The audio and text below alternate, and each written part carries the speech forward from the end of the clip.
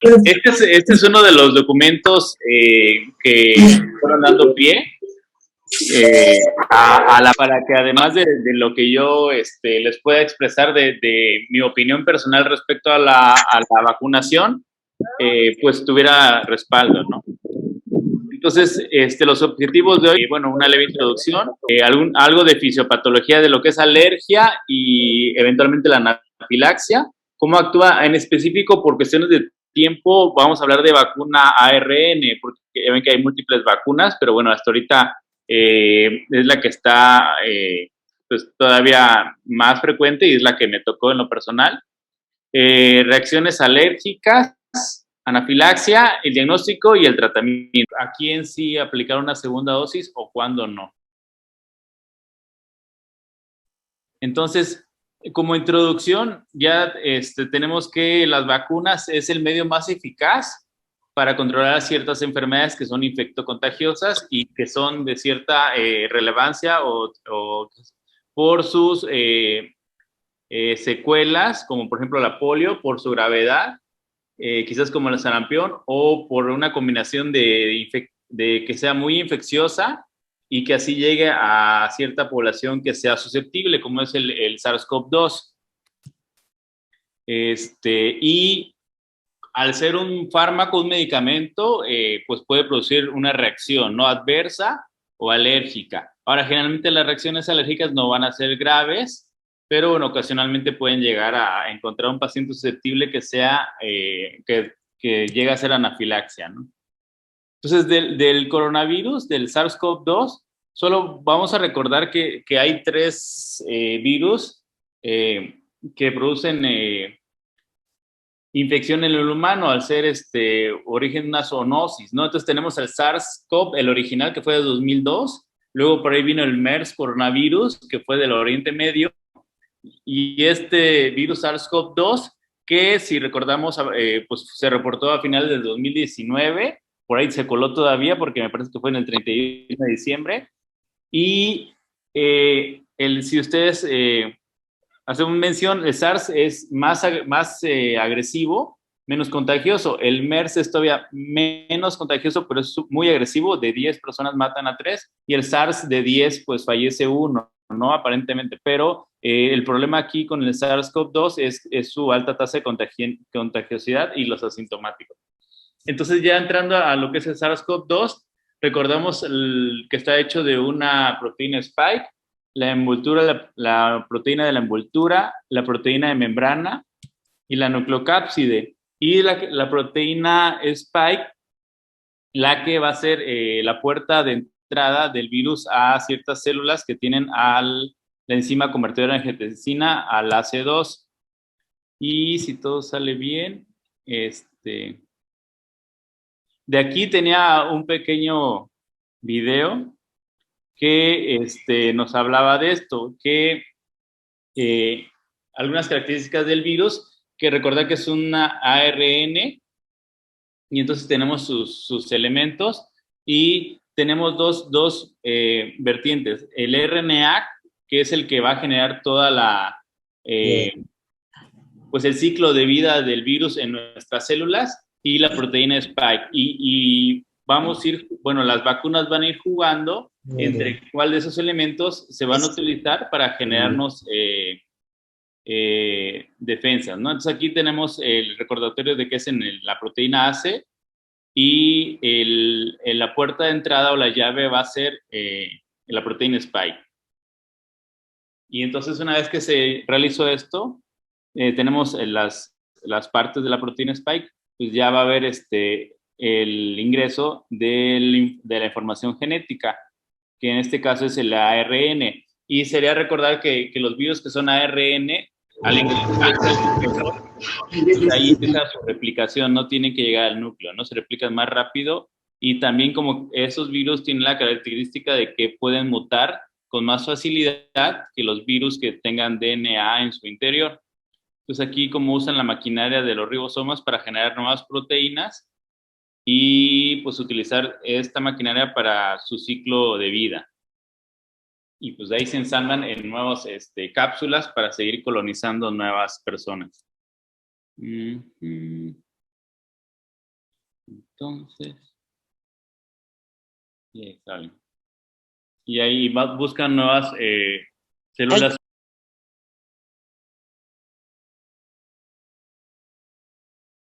Y bueno, lo que se trata es de evitar el COVID grave. Entonces, todos hemos visto que tenemos virus, bueno, pacientes que tienen una infección asintomática, una leve, moderada, severa, y la infección crítica por coronavirus.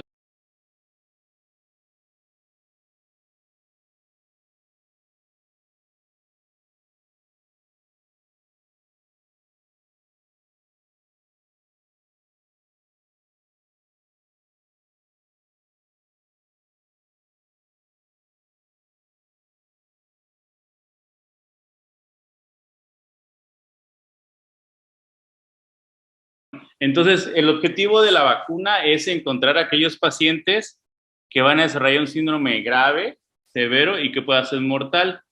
Aquí tenemos que recordar que hasta ahorita no hay un tratamiento cierto contra pacientes que tengan la infección por coronavirus. Entonces, esto es lo que tratamos de evitar, ¿no? La evolución a un padecimiento crítico que tenga un desenlace mortal o en el que no sea así, que logre salvarse cuando llega, por ejemplo, a la ventilación mecánica, pues las secuelas que se comentan. Y pues nada más recordar que la evolución del COVID es diferente a otras infecciones porque la complicación suele ser entre el día 8 y 12 a diferencia de otras infecciones virales. Y pues hay, ustedes saben, diferentes grados de severidad que puede alcanzar el virus de coronavirus en los pacientes que sean susceptibles. Y lo que tratamos de evitar es la tormenta de citocinas, que tiene múltiples expresiones clínicas de acuerdo al órgano blanco que sea afectado, ¿no? Y a la susceptibilidad del paciente. Y entonces ahora sí ya me iría a lo que es la reacción alérgica a la vacuna por el COVID. Entonces este video sí habla de lo que es el mecanismo de la alergia. Entonces, por ejemplo, muchas veces uno puede expresar sobre la alergia. El primer paso en el desarrollo de una reacción alérgica es la... Aquí lo que tenemos es que tiene que haber un ingreso previo de un alergeno. Por eso enumero este video. Técnicamente, al ser desconocido el virus de COVID no podría ser una reacción alérgica porque nunca ha estado en contacto con nuestro cuerpo. Este video nos habla de que siempre tiene que haber un primer contacto de una partícula que sea antigénica para que haya un proceso de la célula que lo perciba, las células T, las células B, y forma anticuerpos. En este caso, la alergia que estamos hablando será mediada por anticuerpos del tipo IgE. Y entonces, cuando hay un segundo ingreso, ya vamos a tener una sensibilización y células inflamatorias como los mastocitos o células cebadas van a ya liberar histamina y otras moléculas de la inflamación. Se van a ayudar eosinófilos, basófilos, y entonces ya tendríamos signos y síntomas de alergia que pueden ser desde, vamos a ver los casos locales, a la anafilaxia. Entonces, partiendo de este video, técnicamente no podemos tener una alergia al RNA del virus SARS-CoV-2 porque es nuevo y es desconocido, ¿no? Sí, vamos a comentar a qué es entonces a lo que se está desarrollando la alergia en los pacientes que se pueda documentar que al recibir la vacuna tengan signos y síntomas clínicos de alergia.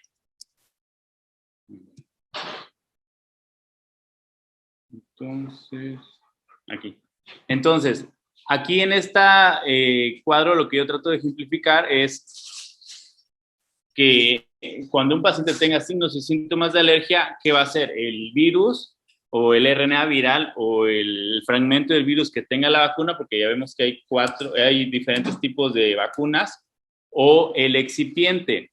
Entonces, los excipientes son sustancias que acompañan al antígeno que va a generar la memoria inmune de defensa. En este caso, van a acompañar al RNA de la vacuna Pfizer, ¿no?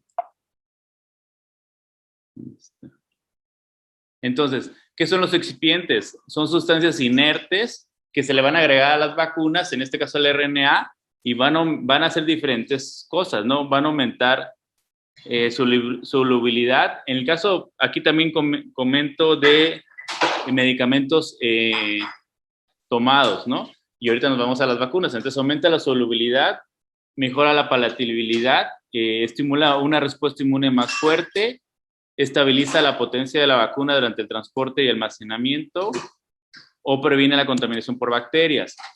Entonces, en el caso ya, si nos vamos a la vacuna Pfizer, RNA, entonces esta vacuna contiene polietilenglicol. Y aquí me di a la actividad de enumerar algunos medicamentos que tienen polietilenglicol. Entonces, por ejemplo, puede haber gente que tenga miedo a utilizar o aplicarse la vacuna porque le va a generar una alergia.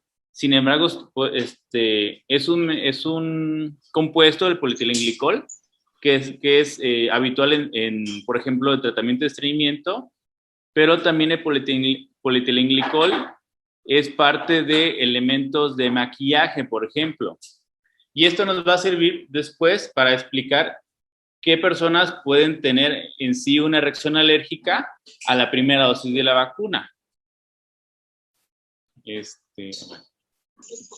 Entonces, esta tabla enumera excipientes que generan reacciones alérgicas al consumir diferentes medicamentos. Y aquí se enumera de múltiples sustancias el polietilenglicol, que es usado en vacunas. También el polesorbato, que es parte de otras vacunas contra COVID. Y aquí en esta imagen nos demuestra X medicamento que va a ser protegido por una bicapa lipídica que es el polietilenglicol. Entonces, aquí ya nos vamos adentrando a la tarea del polietilenglicol en la vacuna de SARS-CoV-2. Su tarea es hacer que la vacuna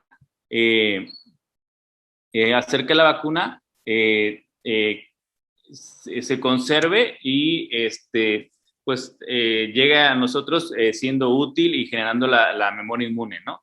Entonces, aquí, por ejemplo, parte de las vacunas que estamos utilizando es el RNA mensajero del SARS-CoV-2, pero entre otras cosas tiene también polietilenglicol, que va a ser el culpable de las reacciones alérgicas a la primera dosis de la vacuna de Pfizer, ¿no? Entonces, aquí aterrizamos en que Pfizer y Moderna contienen polietilenglicol y la de AstraZeneca, Johnson Johnson, tienen polisorbato. Y estos dos materiales están asociados en la reacción alérgica. Es lo mismo. Entonces, aquí nos recuerda que la vacuna Pfizer-BioNTech tiene ARN mensajero, otros compuestos y polietilenglicol. La vacuna Moderna, que por ahí también viene de Estados Unidos, también tiene polietilenglicol y sería el material que va a generar la reacción alérgica. Para otras fuentes de dudas de si yo soy alérgico, por ejemplo, a alimentos, a látex, tengo alergia a polen, a gatos, a perros. Entonces, por ejemplo, aquí nos habla de que la vacuna Pfizer, BioNTech y Moderna no tienen alimentos, no tienen medicamentos, no contienen látex. Entonces, que serían por ejemplo, proteínas de ácaros, que son las fuentes de alergia más comunes que vamos a estar viendo en la consulta externa. Ahora, el modo de acción de las vacunas, para comentarlo brevemente, tenemos diferentes elementos de una molécula de un virus, de coronavirus, de un virus SARS-CoV-2, perdón. Entonces, en parte de eso van a ser los diferentes tipos de vacunas. Y ahorita nos estamos concentrando en las vacunas que son basadas en ARN mensajeros o en ácido ribonucleico del virus SARS-CoV-2. Y entonces el objetivo es inyectarlo. Ese ARN, para que no sea degradado inmediatamente, está desprotegido por por el polietilenglicol y va a ser percibido por células dendríticas u otras células presentadoras de antígenos que las van a movilizar a donde estén las linfocitos T, que van a generar una serie de procesos para que al final se generen anticuerpos, ¿no? Entonces, lo que se trata es que el ARN genere inmunidad celular e inmunidad humoral. Entonces, bueno, una desventaja, un detalle de esta vacuna es que para proteger las nanopartículas lipídicas y el ARN mensajero, entonces se requiere la conservación de 30 a 80 grados centígrados bajo cero, ¿no?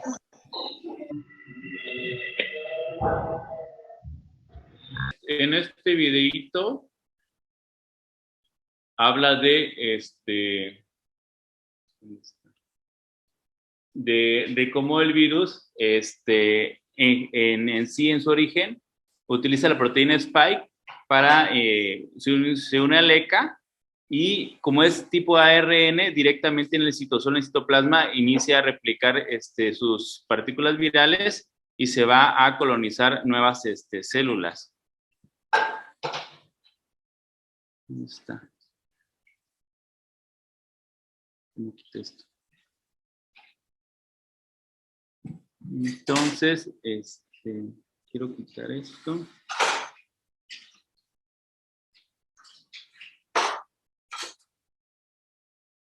Bueno.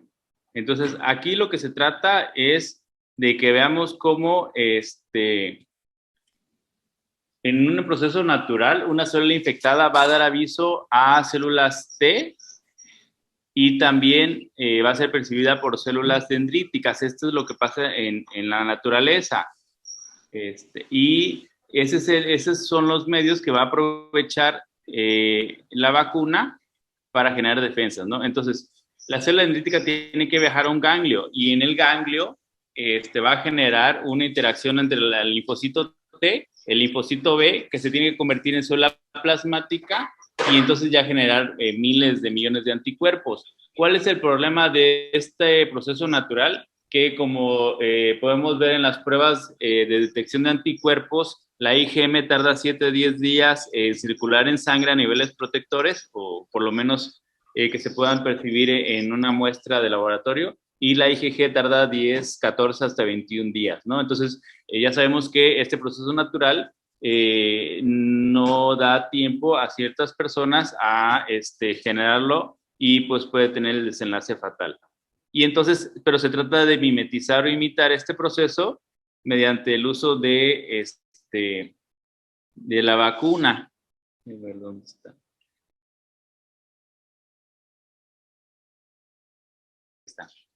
Entonces, en este video ya me voy directo a cómo trabaja a cómo trabajan las vacunas ARN, ¿no?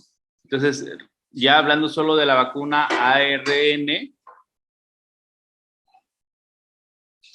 o que generan ARN mensajero, entonces recordamos a la proteína Spike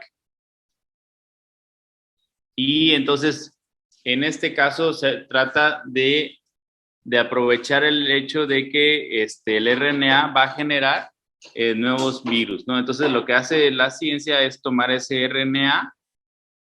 También eso serviría para esos mitos que comenta la gente que al aplicarme la vacuna podría yo enfermarme de COVID, ¿no? Entonces mejor que pase más gente que se vacunen para que se vea que no me voy a enfermar. Entonces, lo que ocupa este video es que como es solo RNA, es una parte incompleta, pues no puede generarnos la infección. Se trata de solo la información genética que ordene a las células que lo reciben producir esta proteína. Y entonces se expresa en esta proteína y ya el cuerpo puede empezar a generar anticuerpos contra la misma para futuras ingresos o cuando ya de verdad tengamos que enfrentarnos a la infección en el medio externo, ¿no? ¿Dónde está?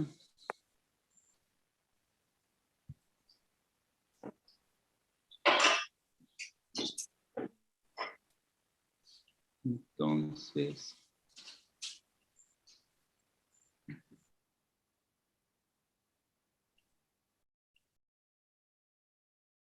Entonces ya cuando ingresa la infección natural ya tenemos los anticuerpos protectores que van a evitar que desarrollemos la infección.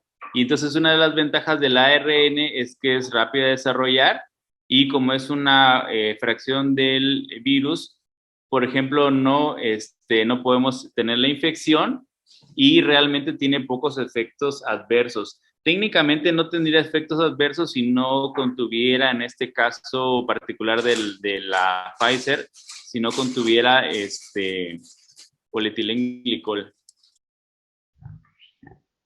Entonces, ahora sí, respecto a la vacunación, para aterrizar en qué hacer para tomar la decisión de a quién sí vacunar o no vacunar, o si nos piden consejo de si debemos o no vacunarnos. Entonces, sí se van a generar reacciones leves, pero en bien poca proporción. Entonces, como antecedentes, si tenemos un paciente que tenga antecedentes de alergia, incluso a una vacuna previamente inyectada, hay que hacer pues un abordaje de qué fue lo que lo provocó, pero no necesariamente va a ser una contraindicación para la vacuna de RNA Pfizer, ¿no? Si tenemos, por ejemplo, alergia a comida, a algún veneno como de hormiga o de abeja o de látex, también no es totalmente una contraindicación. Ahorita vamos a la forma de abordarlo. Y solo ahorita estaría focos rojos si tenemos un antecedente comprobado a polietilenglicol, en el caso de la Pfizer-BioNTech. Entonces, en conclusión, las personas que tengan alergias a medicamentos, alimentos, a inhalantes, que aquí entraría ácaros, gatos, perros, a picaduras de insectos o látex, tienen la misma posibilidad de desarrollar una reacción alérgica a una persona o a la población en general que no sea alérgico, ¿no? O sea, digamos que todas estas personas, en conclusión, no tendrían riesgo de desarrollar alergia y deberían recibir el beneficio de la vacuna. Estas personas, la recomendación sigue siendo que estén 30 minutos posterior a recibir la vacuna en vigilancia, ¿no?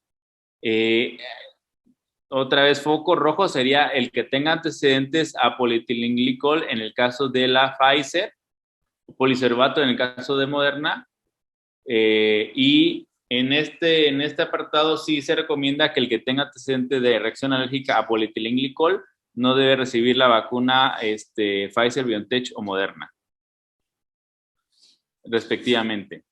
Ahora, este documento habla de reacciones locales, entonces este documento lo elegí porque es más factible que un paciente pueda experimentar y seamos susceptibles de reclamo de reacciones locales. Entonces, de las reacciones locales,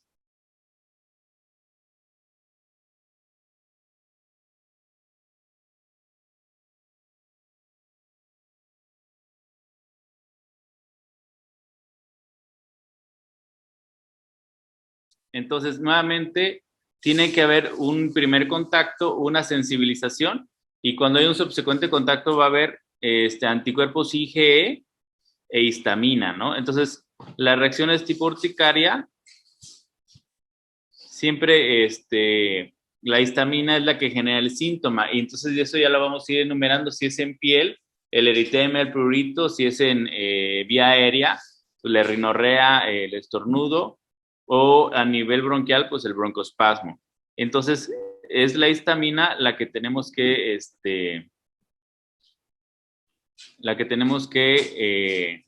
que es el personaje central en que nos genera problemas. Y si es una gran cantidad de histamina, pues vamos a tener eventualmente la posibilidad de una anafilaxis.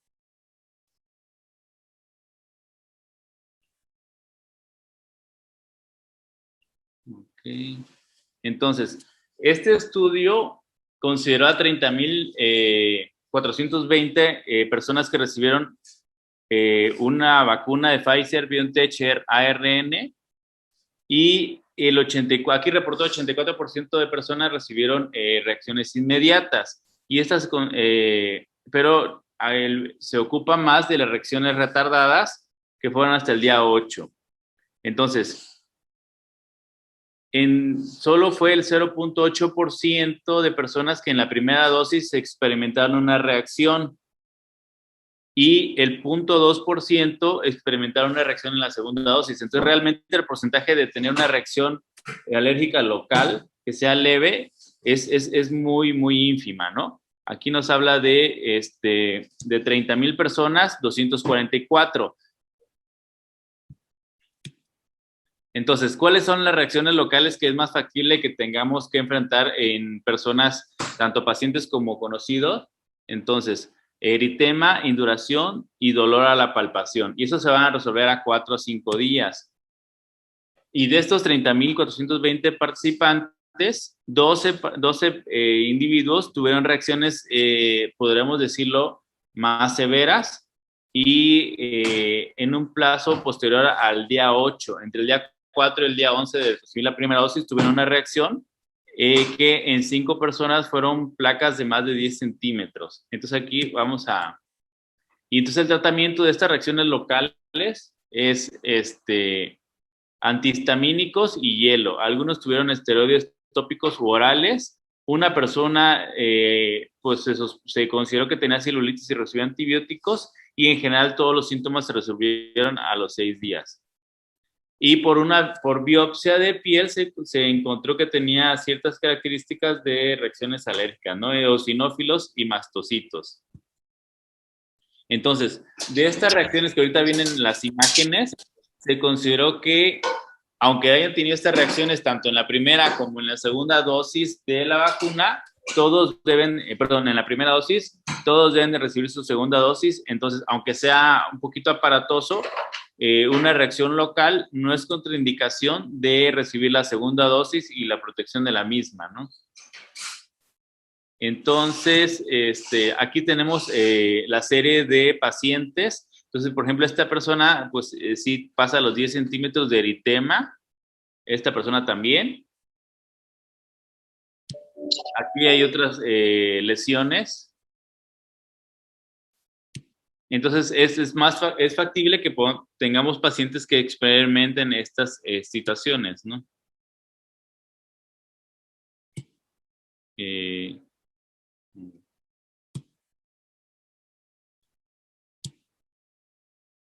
Bueno, este sería como a nivel de reacción alérgica local, incluso pues, aparatosa, pero no grave.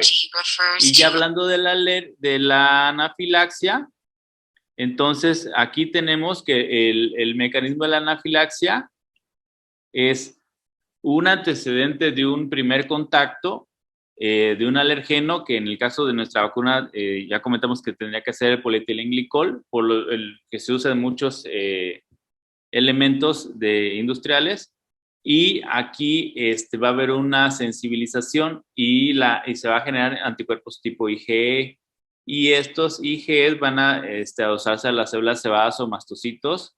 Y cuando tengamos un segundo o subsecuente contacto de un alergeno, que en este caso puede ser el polietilenglicol de la ARN Pfizer, entonces en ese segundo contacto ya va a haber liberación de mediadores de la inflamación como la histamina, prostaglandinas y leucotrienos. Y entonces, entre otras cosas, la histamina a nivel endotelial causa vasodilatación, aumento de la permeabilidad, que eso nos explica la hipotensión en el caso de la anafilaxia, que ahorita veríamos, y también broncoespasmo severo, los prostaglandinas y leucotrienos, que nos explica el otro aspecto de una anafilaxia, que sería pues el broncoespasmo, ¿no? Y otros múltiples signos y síntomas como ronchas, prurito, dolor abdominal, vómito, diarrea. ¿Dónde está? A ver.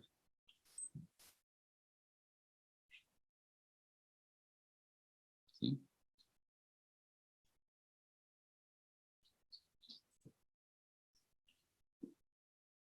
Ahí está, a ver si...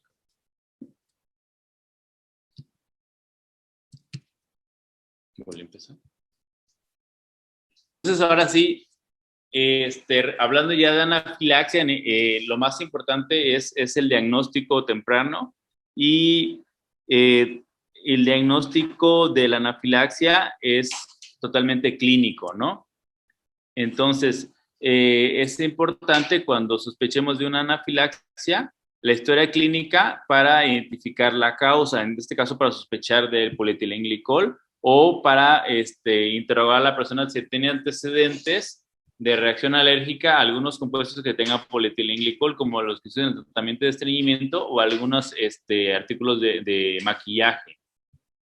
Tenemos que investigar los signos y síntomas, el momento de inicio de la reacción, los alergenos potenciales desencadenantes, el tratamiento que se utilizó, porque es posible que las personas puedan hablarnos de que tengan una reacción local y realmente no hayan presentado previamente una reacción de anafilaxia.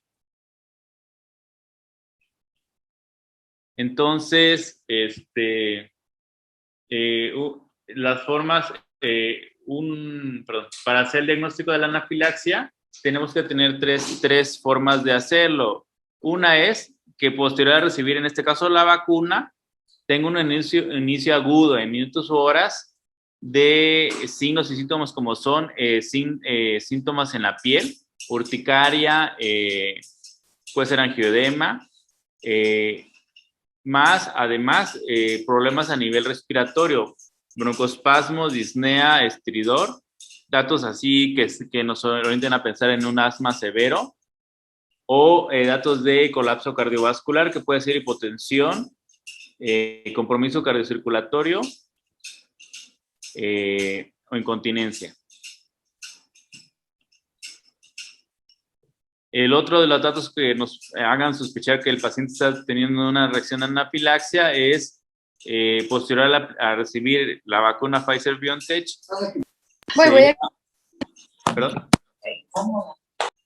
Sería afectación de la piel, urticaria, prurito, rubor, edema de labios, lengua, úvula, y acompañarse de signos y síntomas a nivel respiratorio, ¿no? Datos que nos hablan de broncoespasmo. Y el último, otro es hipotensión arterial o síntomas gastrointestinales. Y el tercer elemento sería hipotensión posterior a recibir la vacuna, que en el caso de niños, pues hay ciertas graduaciones, menos de 70 la sistólica hasta el año de edad, y así menos de 70 más 2 por edad de hasta los 10 años, y menos de 90 la sistólica hasta los 17 años. Y en los adultos, una presión arterial sistólica menor a 90 o menor al 30, o una disminución del 30% de la sistólica, en el caso que sea hipertenso, ¿no? Que ahí es algo que ustedes pues tienen más dominio que yo. ¿Aplicar la vacuna o a quién no aplicar la vacuna? Entonces, sí podemos aplicar la vacuna a los pacientes que tengan reacciones alérgicas en general, ¿no? No hay ninguna diferencia. Los pacientes con alergia al látex, o sea, perdón, aquí sería el que tenga alergia a gato, perro, ácaros, etc. Las personas que tengan antecedente de alergia al látex tienen que recibir la vacuna en entorno pues, totalmente libre de látex.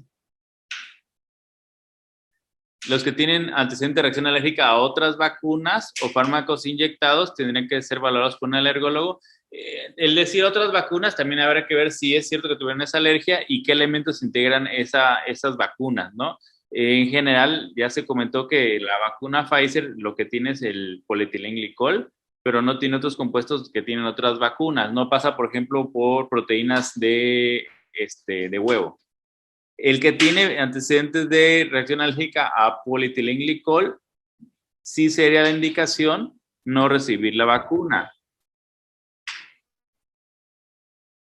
A ver. Entonces, todo el que no sea alérgico a polietilenglicol, pero tengamos duda, como por ejemplo que sea alérgico a látex o etcétera, tendría que recibir la vacuna en un nivel hospitalario y tener listo el tratamiento que vamos a enumerar ahorita en el caso de una reacción de anafilaxia. Los pacientes con asma grave, pero en especial los pacientes que tienen asma grave porque no se apeguen al tratamiento, no sea asma controlado, también deberían recibir la vacuna en un ambiente... ¿Es acá? No sé. Entonces, bueno, aquí causa controversia porque en un momento del documento afirma que no, sí podrían recibir la vacuna al polietilenglicol si se reúnen ciertas consideraciones como estar listos para atender la anafilaxia posible. Aquí se enumera una serie de requisitos que tenemos que estar preparados para tener una persona en caso de que desarrolle anafilaxia, que lo vamos a ver posteriormente. Entonces, se hace hincapié en que utilizar antihistamínicos como una forma de premedicación a recibir la vacuna realmente no es recomendable cuando tenemos el antecedente de alergia, por ejemplo, a polietilenglicol. Y bueno, ya en el peor de los casos que sí vamos a enfrentar una reacción de anafilaxia o una reacción alérgica grave, entonces, lo que se tiene que hacer es aplicar el único tratamiento específico que ahorita vamos a enumerar aquí, que es la adrenalina o epinefrina, ¿no? Aquí me interesa mucho hacer hincapié en que no existe ninguna contraindicación para aplicar este medicamento. Este video enumera la velocidad o la celeridad en que nosotros, una vez que llegamos al diagnóstico de anafilaxia, debemos de aplicar la adrenalina. Hay muchos otros documentos que nos hablan de que realmente no hay otro tratamiento más que la adrenalina y no debemos intentar, por ejemplo, aplicar antihistamínicos o esteroides si ya consideramos que estamos enfrentando una reacción a anafilaxia. Entonces aquí la persona recibe probablemente un piquete por una abeja, etcétera, y tiene antecedentes de anafilaxia, ¿no? Entonces, en el medio europeo están la adrenalina portátil, el autoinyectable. Sin embargo, aquí, pues no, ahorita vamos ahí, pero aquí sería con nuestra ámpula de cristal y nuestra jeringa de insulina. Entonces aquí, si ven, no ha pasado ni un minuto y ya se aplicó la primera dosis de adrenalina y a los 5 minutos hace una estadificación y como sigue con síntomas, entonces aquí se va a aplicar una segunda dosis y esta sería la segunda dosis de adrenalina, que por ser una dosis portátil para adultos tendría que ser 0.5 mililitros, la mitad de la ámpula. Y entonces, bueno, la otra cosa que se ve en este video es que es directo sobre la ropa sin ninguna preparación ni alcohol, sino lo más importante es aplicar el medicamento y el masaje, ¿no? Para que se distribuya. Recordando que es en el músculo vasolateral externo en el cuádriceps, derecho e izquierdo, por su mayor irrigación, que es donde debemos aplicar la adrenalina. Que allá en otros países, pues está el EpiPen o Adrejet disponibles para la venta y pues aquí en México, hasta donde yo sé, pues todavía no está disponible a la venta, ¿no? A ver, entonces... bueno, y aquí solo enumerar que los pacientes que respondieron rápidamente a la primera dosis de adrenalina, pues es factible darlos de alta a las 8 horas, pero generalmente es mejor darlos de alta más de 24 horas después, porque hay anafilaxias bifásicas en las cuales puede haber recaídas. Pero bueno, aquí les enumero una guía de manejo de anafilaxia y aquí nos da una serie de requisitos mínimos que debemos de tener si podemos estar enfrentando una anafilaxia, que se debe haber en todo puesto de vacunación contra COVID, ¿no? Que sería pues, el estetoscopio, el oxímetro de pulso para medir la presión arterial, la adrenalina sería lo más importante y una ámpula de 1 mililitro, ¿no? De llamada insulina. Oxígeno, líquidos, antihistamínicos, esteroides, vasopresores, glucagón, que realmente pues, me parece que no tenemos. beta 2 agonistas y un desfibrilador. Aquí, este es un algoritmo de manejo de anafilaxia y aquí lo que quiero recalcar es posterior al decúbito supino, es la aplicación de adrenalina. Por ahí está. La aplicación de adrenalina, ahorita vamos a ver la dosis, pero la dosis máxima para adultos sería de 0.5 mililitros, ¿no? Y que se va a estar repitiendo cada 5 minutos. Entonces, aquí enumero de manera individual por medicamentos. En caso de identificar y enfrentar una anafilaxia, es adrenalina de 0.3 a 0.5 miligramos o mililitros para un adulto, y en niños va de 0.0 mililitros o 0.1 mililitros por cada 10 kilos, ¿no? De 10 kilos 0.1, 20 kilos 0.2, 30 kilos 0.3. Y la dosis se va a repetir cada 5 o 15 minutos por razón necesaria. Y en general se debe elegir siempre la vía intramuscular en el vaso lateral externo, directo sobre la ropa, y se utilizaría solo la vía intravenosa si ya se aplicó la intramuscular y no hay resultados. Y bueno, tengamos la capacidad también de accesar rápidamente una vía intravenosa. De los antihistamínicos que se manejan está la difenidramina, 25 a 50 miligramos en adultos. O en el caso de niños es 1 miligramo por kilo por dosis, que puede ser cada 6 u 8 horas, una dosis máxima de 5 por kilo por día. Y la administración, al ser intravenosa, debe ser lenta. No conocía este detalle de que sea intramuscular. Y la ingesta oral va a ser dependiendo de su estado clínico, ¿no? Y también ranitidina, como un agonista H2, sería 50 miligramos por dosis en adultos y también 1 miligramo por kilo dosis en niños, y administrar en 5 minutos. De los esteroides, aquí podríamos ahondar un poquito. El caso del esteroide, si bien sí es necesario, ¿cuál es el beneficio del esteroide? Evitar una recaída, evitar una anafilaxia bifásica que se presente cuando demos de alta y que en casa experimente la misma y no tenga, pues en México no hay autoinyectables y pues tenga un desenlace fatal, ¿no? Pero en sí, cuando enfrentamos en un inicio a la anafilaxia, no es el primer medicamento de elección, ¿no? Ahora bien, si ya aplicamos la adrenalina y lo estamos aplicando cada 5 minutos, tenemos que aplicar 1 a 2 miligramos por kilo por día de metilprednisolona o hidrocortisona, 4 hasta 8 miligramos por kilo dosis. Y esto vamos a estar aplicándolo por vía intravenosa cada 6 horas. Y digamos, cuando fue más oportuno, fue rápido nuestro actuar con la adrenalina, y el estado clínico lo avale, pues prednisona oral 0.5 miligramos por kilo, ¿no? En el caso de los adultos, muchas veces manejan dosis máximas de 60 miligramos totales por dosis. Sin embargo, pues yo me iría más por 2 miligramos por kilo, y de acuerdo al estado clínico de la persona. El otro aspecto que tenemos que ver es los beta 2 agonistas. Aquí también da lugar a muchos comentarios. Por ejemplo, ¿cuánto es suficiente o cuánto es excesivo uso de beta 2 agonista?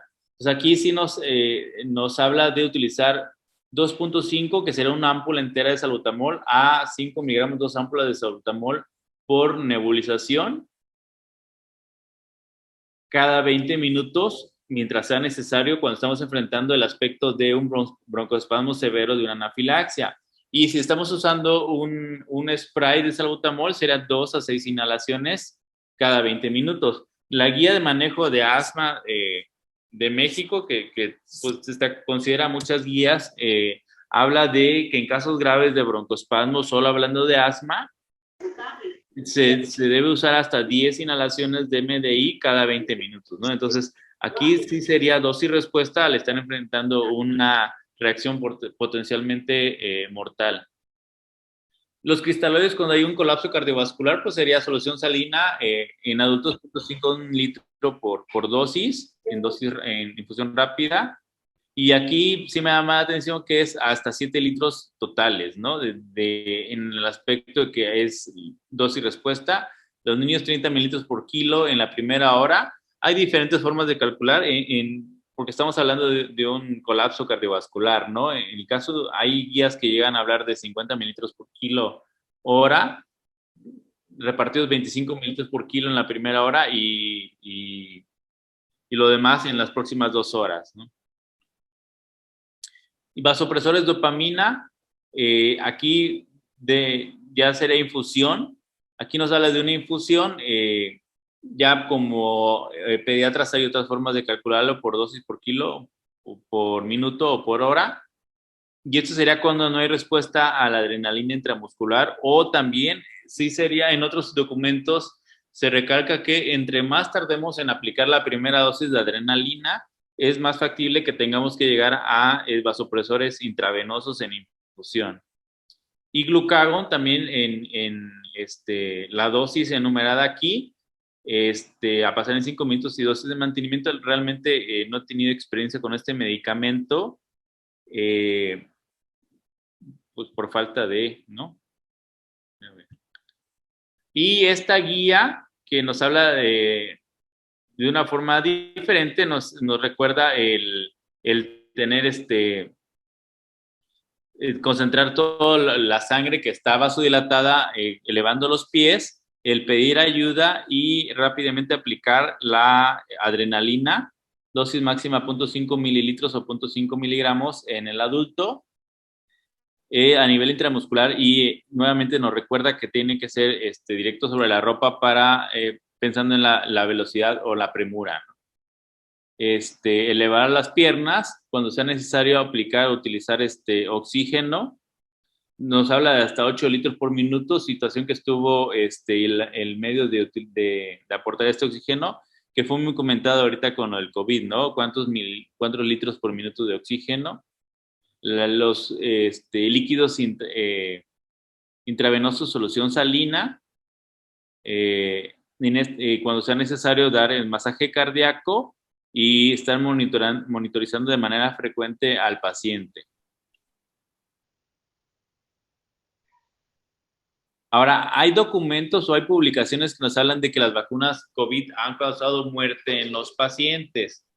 Este documento finalizaba el recuento de pacientes al 23 de diciembre de 2020 y sí fue recalcó mucho que no hubo una muerte adjudicada a anafilaxia o directamente relacionada por la aplicación de la vacuna COVID-19. Hay unas publicaciones de que hablan de Noruega, de que se aplicaron vacunas COVID y sí hubo pacientes que fallecieron y en una asociación muy cercana en el tiempo a la aplicación de la vacuna. Sin embargo, dichos estudios también enumeraban que esos pacientes tenían 85, 80, 90 años, que se priorizó a pacientes de muy avanzada edad, y también se hacía un análisis en el cual se describía que son personas que en cualquier momento, al tener 85 o 90 años, pues tienen mucho riesgo de fallecer pues en todo momento. Y entonces se hacía la crítica allá en Europa de que se estaba cargándole a la vacuna ciertas muertes que eran esperadas por la edad de los pacientes. Pero estas muertes no se han visto en personas de no tan avanzada edad. Bueno, parte de las conclusiones que yo quiero enumerar es que la vacuna COVID-19 tiene un muy bajo porcentaje de generar reacciones alérgicas. Hablaba de que por cada millón de vacunas aplicadas se iban a tener realmente 11 reacciones de anafilaxia. Los profesionales sanitarios, nosotros podemos ser capaces de reconocer una reacción alérgica y aún una reacción de tipo anafilaxia, ¿no?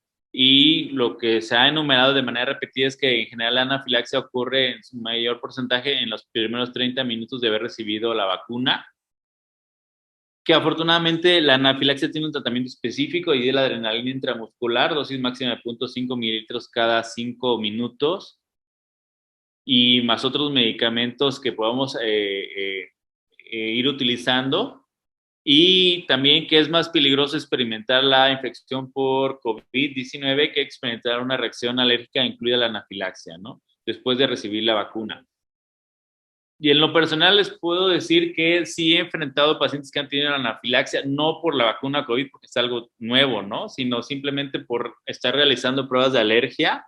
Sí he enfrentado, individuos quizás pediátricos que tenían más tolerancia, pero sí la hipotensión, la palidez, la debilidad, el prurito y pues la aplicación oportuna de la adrenalina 0.5 mililitros, que sería pues esta presentación en México, pues remitió todos los síntomas. En una ocasión sí, y el primer paciente que tuve con anafilaxia, pues yo pensé que no era o me resistí. Esa es otra cosa que podríamos platicar ahorita, de que muchas veces uno dice, no es anafilaxia, es otra situación o es una reacción leve o está fingiendo. En una sola ocasión yo no apliqué, fue la primera, y el paciente estuvo una hora con palidez, debilidad, obviamente era un adolescente, y pues eventualmente su cuerpo, pues sí, compensó, hizo todos los mecanismos y pues egresó, ¿no? Pero después tuve en México otros 2 pacientes que experimentaron anafilaxia durante reacciones, por donde pruebas de alergia, prick test, y apliqué rápidamente la adrenalina. Un adolescente como de 15 años en el hombro, se me ocurrió aplicar en el hombro, es sumamente doloroso. Por algo debe ser la indicación en el cuádriceps. Y en otra ocasión fue una niña como de 7 años que fue en el cuádriceps y realmente pues fue menos la expresión de dolor y la evolución fue igualmente satisfactoria. Y pues durante mi estancia en Tapachula, que estaba también haciendo pruebas de alergia en el HGZ1, pues por lo menos tuve otros 3 pacientes al estar realizando pruebas de alergia, prick test, y estos eran adultos, y pues ahí sí, la verdad, más rápido se apliqué la adrenalina y ninguno de estos, pues 6 pacientes, incluimos el que no le apliqué adrenalina, ninguno fue hospitalizado ni llegó a urgencias o a canalizarse, ¿no? En mi experiencia, al estar haciendo pruebas de alergia, en el cual aplicamos los alergenos directamente a nivel subcutáneo o intradérmico, y estamos aplicándole lo que le genera alergia, a lo que ya está sensibilizado, pues las personas sí responden rápidamente a la adrenalina. Y sí es cierto lo que se comenta de que entre más tiempo uno se tarda en aplicar la adrenalina, pues más va a evolucionar el paciente. Y eso sería todo. Listo, doctor. Sí. Pues muchas gracias, doctor. Agradecemos su excelente ponencia, de verdad, un tema muy interesante y relevante en estos tiempos que estamos en tiempos de vacunación. Tenemos muchas dudas todos, Sí. al igual que nuestra población, y pues en algún momento nos va a tocar uno de estos pacientes. Ojalá que no, ¿verdad? Sí. Me gustaría que si alguien tiene alguna duda, que levante su mano para que pueda participar y hacer la pregunta directamente con el doctor.